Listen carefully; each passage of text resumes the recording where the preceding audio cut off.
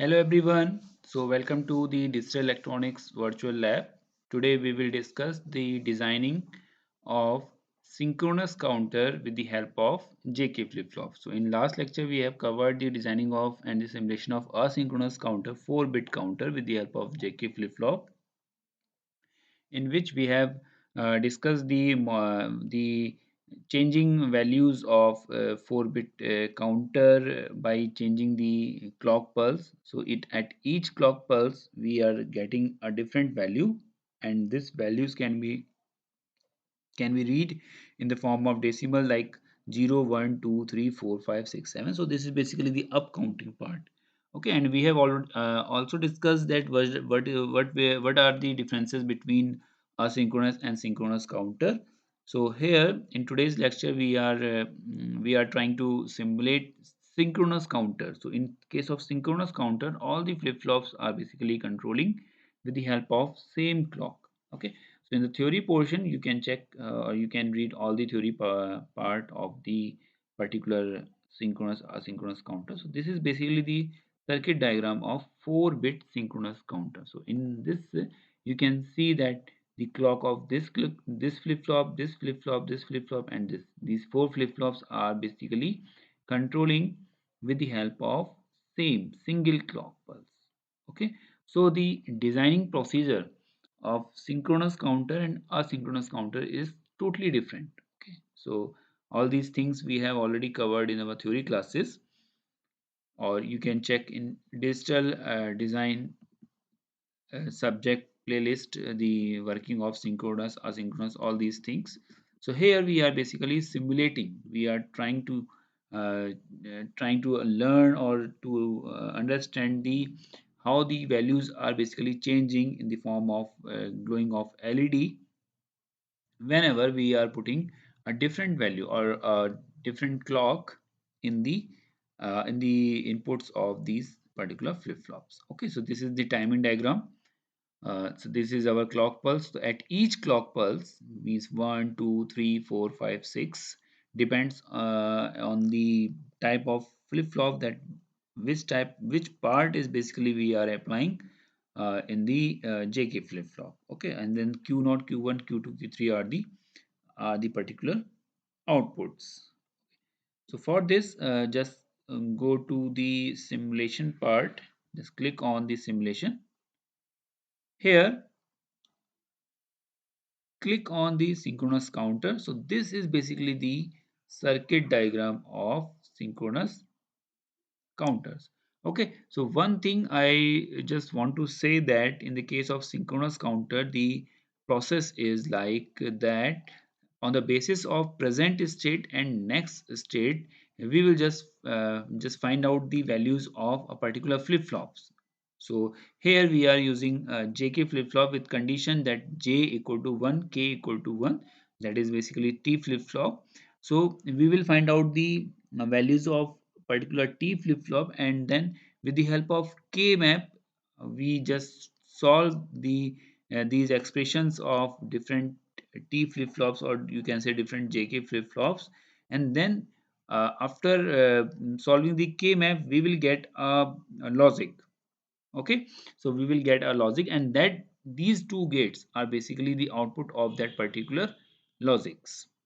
Okay, so these are combinational gates. Here we are using only one gate, that is AND gate.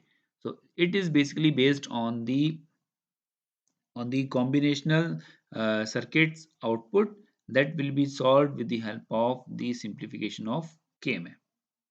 Okay, so this is all the theory of the synchronous counter that we generally covered in the theory classes. Okay, now how this 4-bit synchronous counter works. So just click on the switch, that is that is our power supply, and then simply, as we have already done in the case of asynchronous counter, just click on this clock portion. So whenever you click on this clock, you will get a particular value in the form of Q3, Q2, Q1 and Q0. With second clock, we will get value 0001. With third, we will get 0010. In the same way, So we will get 4 5 3 4 5 6. Okay, so up to 15 we will get these all values. So up to 15 at 16 clock. So at 16 clock the output is 1111. So that is basically 15. Okay, so at next it will be reset. So your output, your circuit will be reset, and we again the counting will start whenever we again switch on the power supply. Okay, so we can generate the timing diagram also. Okay, so just click on the clock pulses and then 15 and 16 and then generate waveform. So this is the beauty of the you can say virtual labs, that you can visualize. Simply you can visualize the working of asynchronous counter, synchronous counter, any digital circuit, in any combination circuit, any sequencer circuit. By just clicking on the values, you can check, you can analyze the working of these complex circuits. Okay, so again, just click on the generate waveform and you can see that how the waveforms of Q0, Q1, Q2, Q3 are changing. Okay, so please try it by yourself and try to understand the working of all these counters with the help of these simple simulators. This is the simplest way through which you can learn the working of all these circuits. Okay, so I hope you will get an idea about the working of synchronous counter with the help of JK flip flop. Okay, and the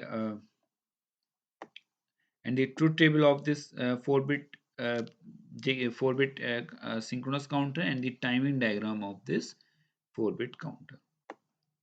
Okay, so I hope this is sufficient for the explanation related to the 4-bit synchronous parallel counter. In next lecture, we will cover, or we will discuss the last practical of digital design lab, that is basically the register, shift register. One of the shift register serial in parallel out we will try to simulate with the help of this virtual lab, and we will try to understand the working of a shift register in brief. Okay, so thanks for watching this. Okay.